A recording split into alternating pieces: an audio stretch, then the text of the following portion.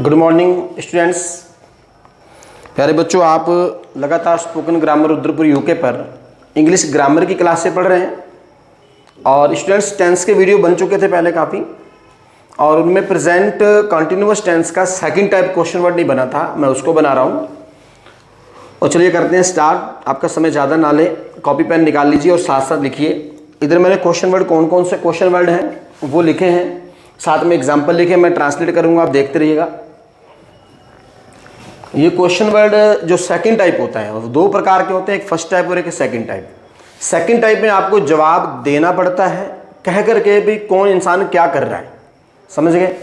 और first type में आप हाँ और ना कह के भी चला सकते हैं, वो वीडियो में पहले से बने हुए हैं। ठीक, तो सबसे ऊपर पहले रूल लिखा हुआ है। सबसे पहले क्वेश्चन वर्ड आएगा, उसके बाद टेंस की हेल्पिंग वर्ब आएगी, चाहे वो कोई भी टेंस हो। ठीक, माता जी क्या बना रही हैं, तो आपको यहाँ पर क्वेश्चन वर्ड देखना है कौन सा, यहाँ पर क्या, ये क्या क्वेश्चन वर्ड है। इस क्या की इंग्लिश यहाँ लिखी है, तो सबसे पहले आप उस इंग्लिश को लिखेंगे जो क्या की इंग्लिश क्या है, यहाँ पर व्हाट। क्लियर हो गया। अब इस हेल्पिंग वर्ब में से आपको इज एम आर में से ये सिलेक्ट करना है कि सिंगुलर के लिए क्या आएगा, प्लूरल के लिए क्या आएगा और आई के साथ क्या आएगा। ठीक, तो ऊपर मैं यहाँ लिख भी दे रहा हूं, ए एस सिंगुलर और ये प्लूरल। प्लूरल के साथ आपको आर लगाना होता है और सिंगुलर के साथ आपको इज, ओनली फॉर आई इसके साथ आपको लगाना है एम। क्लियर हो गया। अब देखिए, मदर एक वचन है तो सिंपल से क्या लगाएंगे, इज। व्हाट इज, सब्जेक्ट कौन है, मदर। व्हाट इज मदर,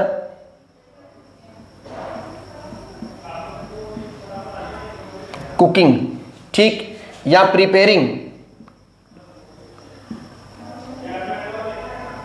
ठीक, या मेकिंग, मेकिंग भी लगा सकते हैं आप। ठीक, लास्ट में क्वेश्चन मार्क का निशान जरूर लगाएं। वे क्या खेल रहे हैं, तो फाइंड कीजिए इसमें क्वेश्चन वर्ड कौन है, क्या। तो क्या ये क्वेश्चन वर्ड है, इसकी इंग्लिश पहले आएगी, फिर लिख लीजिए व्हाट। अब ये लोग कितने हैं, एक से ज्यादा हैं, तो एक से ज्यादा के लिए क्या आता है, are. What are they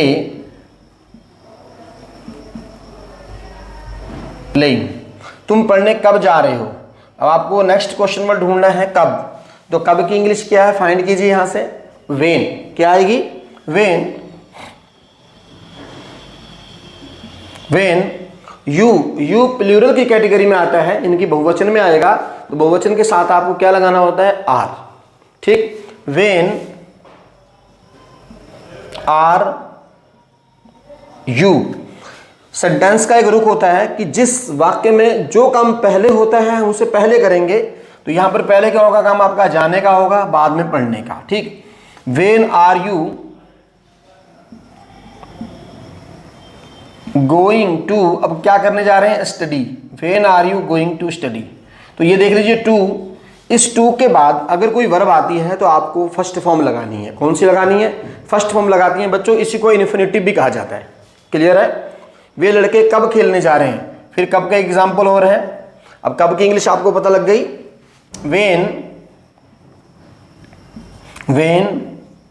are. यहां पर थोड़ा सा मैं आपकी कंफ्यूजन दूर करता हूं, यहां पर भी बच्चों वे लिखा है, यहां भी वे लिखा है, दोनों जगह पर वे है। ठीक, अब आपको यह ध्यान देना है, ये वे अकेला है लेकिन इस वे के साथ लड़के लिखा हुआ है। ये भी प्रोनाउन है, ये भी प्रोनाउन है, प्रोनाउन के भी प्रकार हैं। तो उन प्रकार में से एक प्रोनाउन का हमने यूज किया दे, लेकिन इस प्रोनाउन के साथ ये भी प्रोनाउन है, ये लड़के नाउन है, लड़के के साथ एक प्रोनाउन दिया है। इस केस में आपको क्या लगाना होता है, यहाँ पर संकेतवाचक सर्वनाम हिंदी में बोलेंगे, इंग्लिश में बोलेंगे डेमोन्स्ट्रेटिव प्रोनाउन। तो संकेतवाचक सर्वनाम में से एक प्रोनाउन आपने उठाया, वो क्या है, दोज। क्या आ जाएगा यहां पर, दोज बॉयज। ठीक, वेन आर दोज बॉयज, यहां भी कौन सा काम, जो काम पहले हो रहा है हम उसे पहले लिख देंगे, पहले जाने की प्रक्रिया हो गई है। When are those boys going, अब क्या करने बोलो, शाबाश, खेलने। तो ये दूसरी वर्ब आ गई। जब दो वर्ब एक साथ आती हैं तो दोनों को जोड़ने के लिए आप प्रेपोजिशन टू का प्रयोग करते हैं, टू प्ले, और टू के बाद फर्स्ट फॉर्म लगाएंगे। बात समझ गए नहीं? तुम यह कैसे कर रहे हो, अब आपको यहां पर उसकी करने की क्रिया बतानी है, करने की दशा बतानी है, इनकी किस प्रकार कर रहे हैं आप, ढंग बताना होता है। जब देखो ध्यान देना, मैं एक चीज बीच में चलते चलते बता दूं कि आपके एग्जाम में एक अनसीन पैसेज आता है, ऐसे करके आता है ना। अनसीन पैसेज में नीचे क्वेश्चन लिखे रहते हैं। उस अनसीन पैसेज में बच्चों को क्या होता है, छांटने में प्रॉब्लम आती है कि सर हम इसका आंसर नहीं छांट पा रहे हैं, कैसे फाइंड करेंगे, क्या लिखें। अब देखो भाई, जो क्वेश्चन पूछा गया है वो आपको देखना है कि किससे पूछा गया, वेन से पूछा गया है। वेन मैंने कब, जब कब की बात हुई है तो उसमें जो काम चल रहा है उसका समय दर्शाना होगा आपको कि वो जो काम हुआ कब हुआ है। जब वाई पूछा है तो इसका मतलब उसने कारण पूछा है। जो भी उसके अंदर पात्र होते हैं उन पात्रों में जो काम हुआ वो क्यों हुआ, कैसे हुआ, कौन सी घटना क्यों हुई, कैसे हुई, वो चीजें हमें बतानी होती हैं। बस यही बात ध्यान देना, कैसे, यानी कि फिर आपको वहां पर ढंग बताना होगा कि वो जो काम हुआ वो कैसे हुआ, किस कार्य से हुआ। समझ नहीं आ रहा है? तो ये जो क्वेश्चन वर्ड होते हैं ये बताने के लिए होते हैं, इनको हम वहां पर बता देते हैं भी ये काम ऐसे हुआ, क्यों हुआ, कब हुआ, कहां हुआ, जगह बतानी है या फिर उसका तरीका बताना है या फिर उसका कारण बताना है, ये सारा बताना होता है। तो कैसे की इंग्लिश क्या होगी यहां पर, बोलो शाबाश, यहां से फाइंड कीजिए।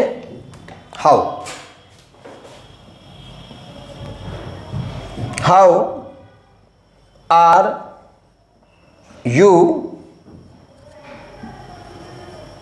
Doing this. वह किताब कैसे लिख रहा है, यानी कि उसके किताब लिखने का तरीका क्या है, वो कैसे लिख रहा है। समझ रही है? देखो फिर आप कैसे की इंग्लिश लीजिए। How is he writing a book. Clear होगा स्टूडेंट्स? तो ये सेंटेंस आप लिख लीजिए। मैं यहां तक पहुंचा हूं, बाकी जितने रह गए हैं सबके अलग अलग रूल लिखूंगा। जैसे मैं इसका रूल अलग लिखा, मैंने इसका रूल अलग लिखूंगा, बहुत विशेष होगा, ध्यान से देखिएगा। और इनका भी रूल अलग होगा, इनका भी रूल अलग होगा, रूल ही अलग लिख दूंगा ताकि आपको बनाने में दिक्कत ना आए। ठीक, नोट कर लीजिए। हाँ स्टूडेंट्स, अब आपके सामने है कौन। तो जो कौन है, अब कौन से रिलेटिव मैंने रूल भी लिख दिया और सेंटेंस मैंने अलग अलग टाइप के लिखे हैं। बड़े ध्यान से देखिएगा, आपको कौन बुला रहा है। तो यहां पर जो कौन शब्द है ये क्वेश्चन वर्ड का काम भी करता है और एक सब्जेक्ट का काम भी करता है। किसका? एक क्वेश्चन वर्ड का भी और सब्जेक्ट का भी। सपोज दैट कि मैं यहां खड़ा हूं, हमारे दरवाजे के बाहर या कोई भी आपके डोर के बाहर खड़ा हो, आपको बुला रहा हो, तो सामने वाला आपको बुलाए और आपके घर से कोई आपको ये बोले आपको कौन बुला रहा है, जो कोई बुला रहा है वही खुद सब्जेक्ट है। कौन? क्लियर हो गया? जब वो खुद ही सब्जेक्ट है उसकी इंग्लिश हमने लिख दी और उसके बाद अन्य कोई सब्जेक्ट यहां पर दिखाने की जरूरत नहीं रह जाती। क्लियर? तो देखें कौन बुला रहा है, हु, तो बुलाने वाला कोई एक है, तो हेल्पिंग वर्ब क्या आएगी, is. Who is calling you, आपको कौन बुला रहा है। नेक्स्ट है यह कार्य कौन कर रहा है, यह कार्य कौन कर रहा है। तो फिर आपने कौन की इंग्लिश ली, तो हु इज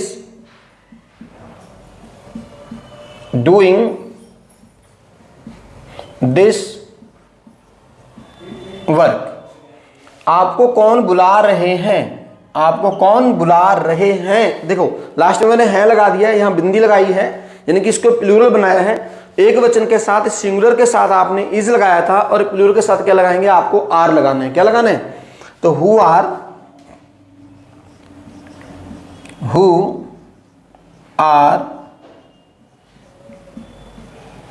कॉलिंग। अब किसको? आपको। बहुत सारे बच्चे इसी को सब्जेक्ट मान बैठते हैं, बट ये सब्जेक्ट नहीं है। इसको बुलाया जा रहा है, ये ऑब्जेक्ट का काम कर रहा है, सब्जेक्ट ये खुद ही है। इस कुर्सी पर कौन बैठा है, इस सेंटेंस को बड़े ध्यान से देखिएगा। बैठा है, देखें वहां कौन खड़ा है, वहां कौन सोया है, कौन बैठा है, कौन खड़ा है, कौन सोया है। तो अगर आपने ये चीज पढ़ी हुई है अपनी लाइफ में कि जिन वाक्यों के अंत में रहा है, रहे है, रही है सेंटेंस आते हैं, तो देख लीजिए यहां पर रहा रहे नहीं है, यहां पर रहा रहे नहीं है, लेकिन वो लगातार बैठा हुआ है। तो लगातार वाली पोजीशन को हमने प्रेजेंट कॉन्टिन्यूस टेंस में ही बनाना होता है। कौन सी पोजीशन में बनाना होता है? कंटिन्यूअस की पोजीशन बनाएंगे। इस कुर्सी पर कौन बैठा है? तो who is sitting, who is sitting on this chair. ठीक, तो इस नाटक में कौन कौन भाग ले रहा है, आपसे मिलने कौन कौन आ रहा है। तो बच्चों यहां देख लीजिए कौन कौन, इस कौन कौन के लिए आपको हु 2 बार नहीं लगाना है, सिर्फ एक ही बार लगाना है। Who is taking part in this play, आपसे मिलने कौन कौन आ रहा है। Who is coming to meet you, clear हो गया। ये हु के सेंटेंस 2 आप बना भी लीजिएगा। इसके बाद मैं आपको बताता हूं विच के और हुज के। तो स्टूडेंट्स आपके सामने मैंने विच और हुज का रूल भी लिख दिया है, तो ध्यान से देखिए। राम कौन सी पुस्तक पढ़ रहा है। अब आपको कौन सी, ये कौन सा है, इसकी इंग्लिश आपके सामने विच है और पुस्तक आपके सामने नाउन है। पुस्तक क्या है? नाउन है। ऐसे केस में क्या होता है, इस क्वेश्चन वर्ड के साथ ही नाउन को हम जोड़ देंगे। तो कौन सी पुस्तक, तो आप इसको इकट्ठा ही लिखेंगे ऐसे करके, यहां पे लाइन लगा लीजिए। विच बुक, क्लियर हो गया। Which book. अब हेल्प, ये HV लिखा है इसका मतलब क्या है? इज MR, हेल्पिंग वर्ब लिख लेंगे आप साथ साथ। Is MR helping verb. तो हेल्पिंग वर्ब में से क्या लेंगे यहां पर? विच बुक इज, क्योंकि पढ़ने वाला कोई एक है इसलिए हमने इज लगाया। विच बुक इज, तो सब्जेक्ट कौन है? Ram. Which book is Ram reading. ठीक, अब नेक्स्ट सेंटेंस में आइए। देखो दोनों में डिफरेंट मैं आपको बताने जा रहा हूं। ऊपर वाले में सब्जेक्ट कौन था, नीचे वाले में सब्जेक्ट कौन है। देखो कौन सा लड़का, यहां ध्यान दें, कौन सा लड़का। तो यहां पर सब्जेक्ट कौन है? लड़का है। और यहां पर सब्जेक्ट कौन था? राम था। लेकिन यहां पर कौन सा के साथ जो सब्जेक्ट है उसको लिखा हुआ है, ऊपर वाले सेंटेंस में सब्जेक्ट को साथ में नहीं लिखा हुआ था, कोई अन्य प्रोनाउन दिया था। लेकिन यहां पर क्या है, वो जो सब्जेक्ट है, काम करने वाला है, वो साथ में लिखा है, इसलिए हमें दूसरे बार और कोई सब्जेक्ट का यूज नहीं करेंगे। ठीक, देखें विच बॉय इज। अब आप समझ चुके हैं ना, विच। यहां पर बॉय जो काम करने वाला है, जो बुलाने का काम कर रहा है, वो साथ में आ गया। उसके बाद हेल्पिंग वर्ब आई, बट उसके बाद जब यहां पर हेल्पिंग वर्ब आ चुकी है, यहां पर हमने यहां पर आप लिख लीजिए सब्जेक्ट। यहां पर सब्जेक्ट हमने राम लिखा है, बट यहां पर सब्जेक्ट कोई नहीं आएगा क्योंकि सब्जेक्ट पहले ही साथ में आ चुका है। विच बॉय इज कॉलिंग यू। समझ में आ गया।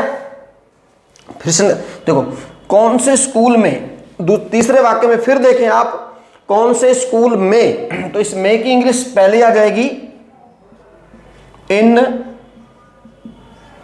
Which school, in which school. लेकिन यहां पर इसका नाउन अलग है। लेकिन ये देख लीजिए, आप इसको इस भाषा में भी ले सकते हैं, जब विच के साथ सजीव सब्जेक्ट लिखा हो तो कोई और सब्जेक्ट नहीं लिखा जाता है। जब विच के साथ निर्जीव सब्जेक्ट लिखा हो, ये निर्जीव है, देख लीजिए, नॉन लिविंग है और ये लिविंग है, बात समझ गए नहीं, तब हमें सब्जेक्ट लिखना होगा in which school are they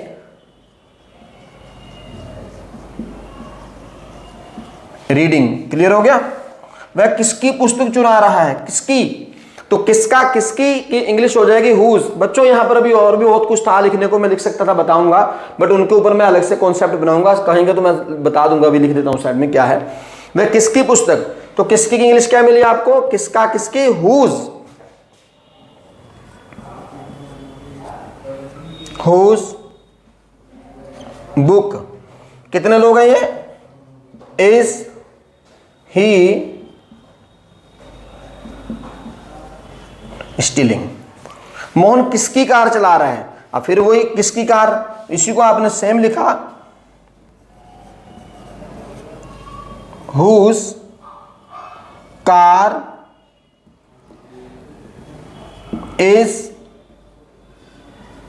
Mohan driving. समझ आ गया बच्चों? तो नेक्स्ट है आपके सामने कितना, कितनी, और इसके लिए कितना कितनी, हाउ मच, हाउ मेनी। ठीक, how much, how many. How much का प्रयोग कब करते हैं? काउंटेबल नाउन, जिसको गिना जा सके उसके लिए आप यूज करते हैं हाउ मेनी, और